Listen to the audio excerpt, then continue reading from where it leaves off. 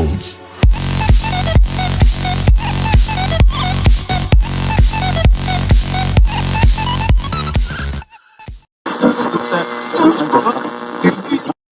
Muy buenos días, tardes o noches.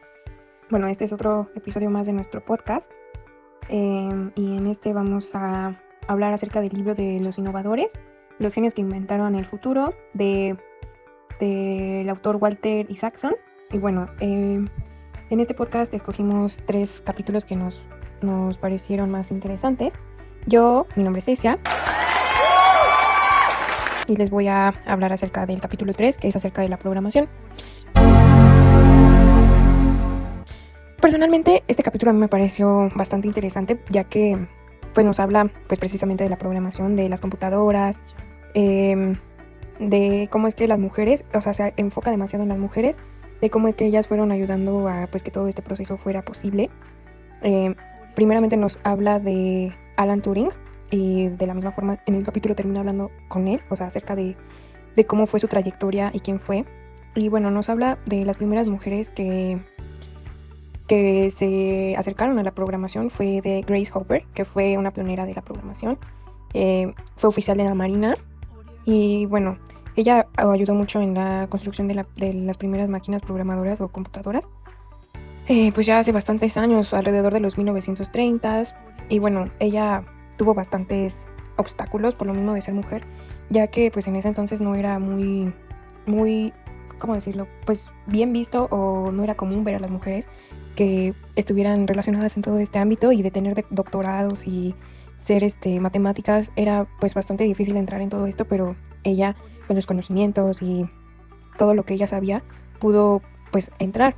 Todo empieza cuando ella pues se aburrió, ya que no tenía hijos, estaba casada, prácticamente pues no tenía como mucho en qué enfocarse, y bueno, se fue a la Universidad de Nueva York, y ahí es donde empieza toda su travesía.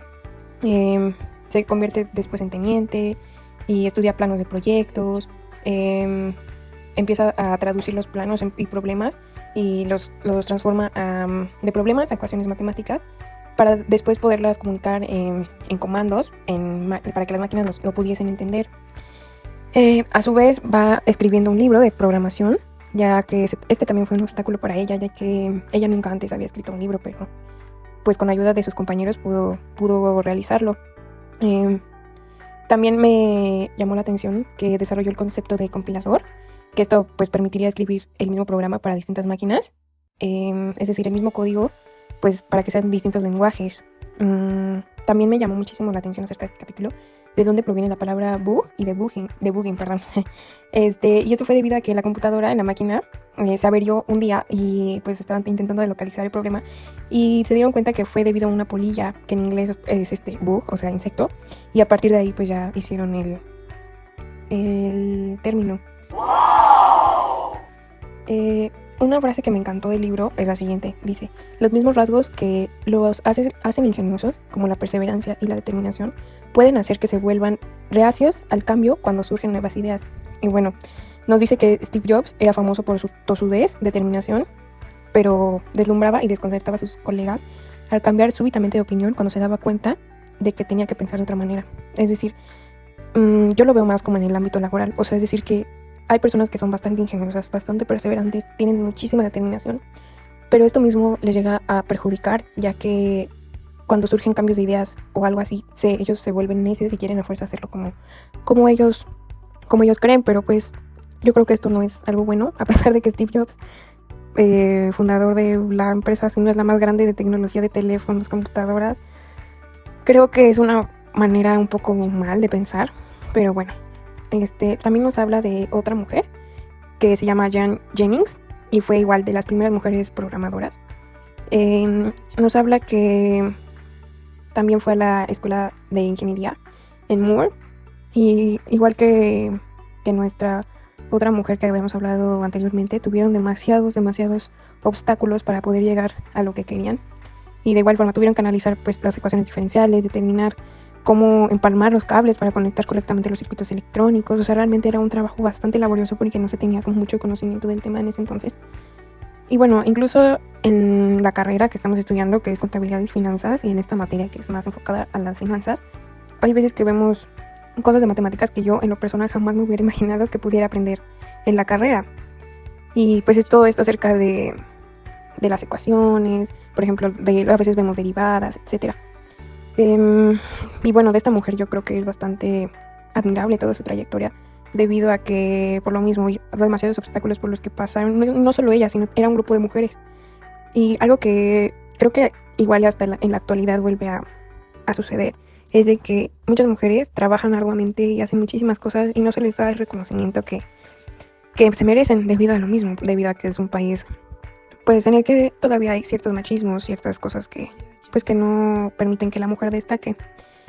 Bueno, y finalmente esta mujer, finalmente termina la máquina, pero pues cabe destacar que esta máquina estuvo como en secreto y todo el proyecto se hacía pues en secreto, y ya fue hasta, me parece que en 1946, precisamente por esas fechas del 14-15 de febrero, fue que se dio a conocer este proyecto y, o sea, fue un boom porque salió en las noticias, todo el mundo estaba pues súper asombrado de los descubrimientos que habían hecho, pero pues lamentablemente a este grupo de mujeres no se les dio pues el reconocimiento y decían que pues después de haberlo presentado parecería que pues literalmente ellas, o sea, desaparecieron, o sea, que nadie las tomó en cuenta, nadie, o sea, nada. Este descubrimiento fue demasiado grande, que incluso apareció en el New York Times y en distintos periódicos bastante reconocidos. Y después nos habla también el capítulo un poco acerca de la inteligencia artificial, y nos habla ya cerrando el capítulo acerca de Turing, que pues él pensaba que se podía hacer inteligencia artificial, y pues es hasta ahora como en la actualidad pues no hay como tal, o sea, sí existe la inteligencia artificial, pero no es como que las máquinas ya sustituyan, o sea, al 100% a los humanos, porque es cierto que muchas cosas ya se facilitan mediante la tecnología y que hay incluso máquinas que sustituyen a los humanos. Pero algo que me sorprendió muchísimo es que al final del capítulo perdón,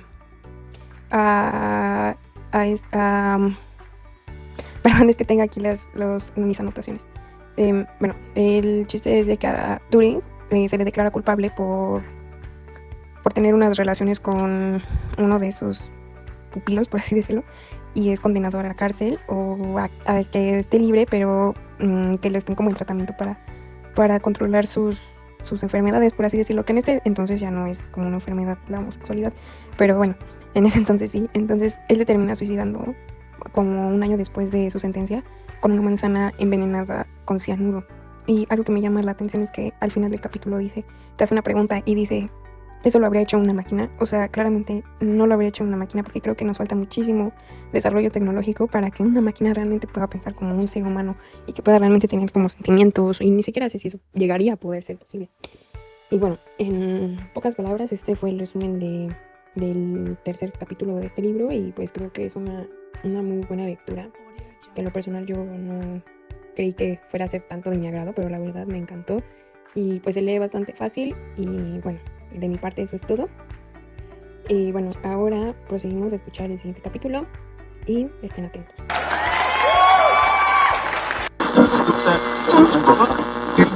Hola, soy Daniel Jaimes y yo les hablaré sobre el capítulo 6, los videojuegos.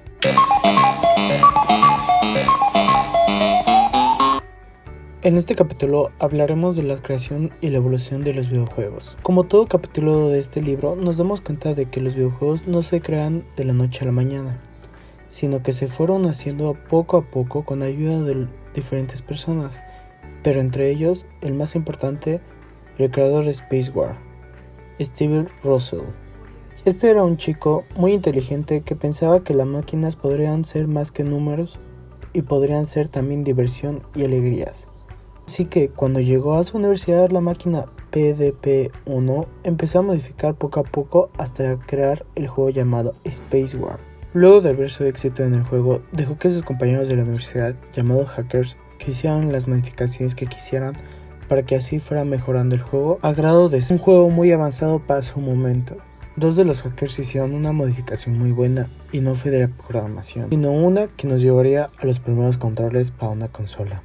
Así que cuando vieron que era peligroso para todos el estar pegados al PDP-1, decidieron crear los controles, donde venían todos los movimientos que antes hacían en la programación. En la segunda parte de este libro, Nolan Bushnell era un hombre emprendedor que le gustaba asumir los retos que se le ponía.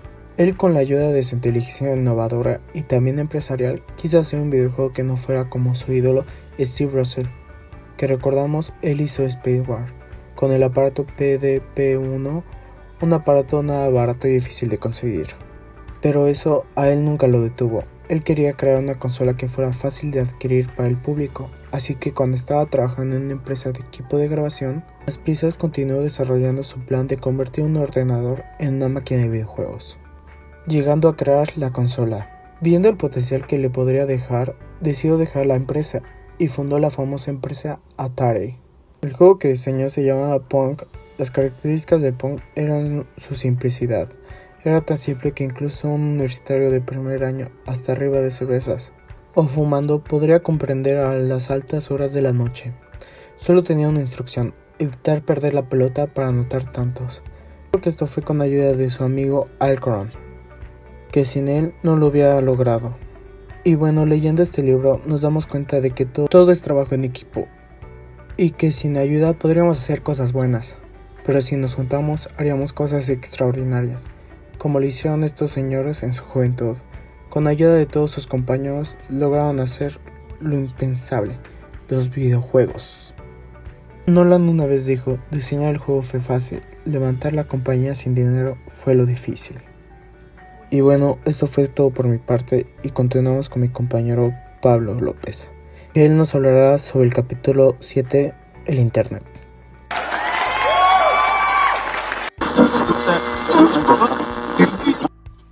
Continuamos este podcast con el 7º capítulo del libro, donde nos cuenta la historia y el origen de Internet.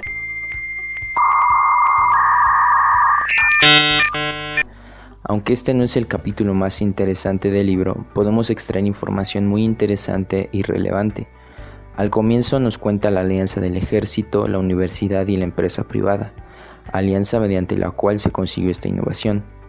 Lo que hizo que el proceso resultase todavía más fascinante fue que no se trataba meramente de un consorcio sin unión en el que cada grupo persiguiera sus propios objetivos, sino que durante y después de la Segunda Guerra Mundial, los tres grupos estuvieron fusionados formando un triángulo de hierro, el complejo militar industrial académico.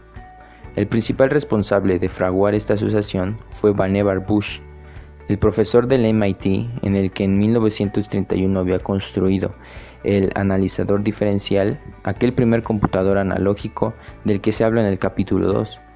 Después nos habla de Joseph Licklider, el precursor intelectual de los dos conceptos más importantes en los que se basa Internet: las redes descentralizadas, que permitirían la distribución de información desde y hacia cualquier parte, y las interfaces que favorecerían la interacción hombre-máquina en tiempo real.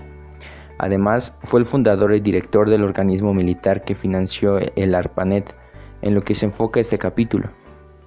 Posteriormente, nos habla del proceso de creación del tiempo compartido y la simbiosis hombre-computador, así como el de la red intergaláctica de computadores. Casi al finalizar el capítulo, nos habla de la red ARPANET, que fue la precursora y de a poco fue transformándose en lo que conocemos ahora como Internet. ARPANET fue una red de computadoras creada por encargo del Departamento de Defensa de los Estados Unidos para utilizarla como medio de comunicación entre las diferentes instituciones académicas y estatales. El primer nodo fue creado en la Universidad de California en Los Ángeles y fue la espina dorsal de Internet hasta 1990, tras finalizar la transición al modelo de protocolos TCP/IP, iniciada en 1993.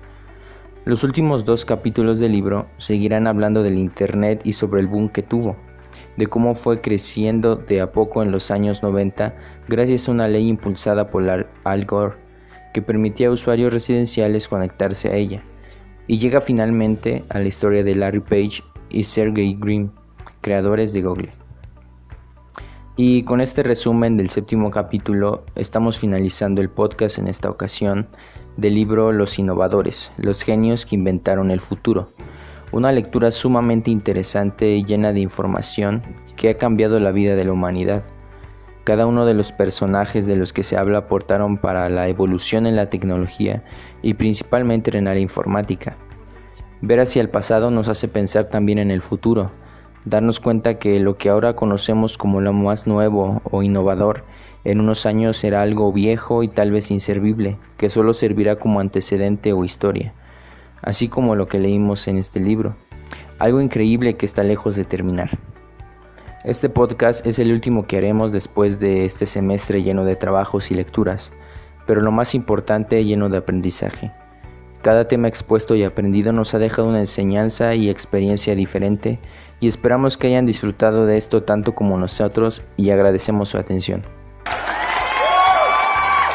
Bueno chicos, esperamos que les haya gustado mucho este podcast y esperen el siguiente capítulo. No se les olvide darle me gusta y suscribirse al canal. Dale click a la campanita y dejarnos sus comentarios. Nos vemos.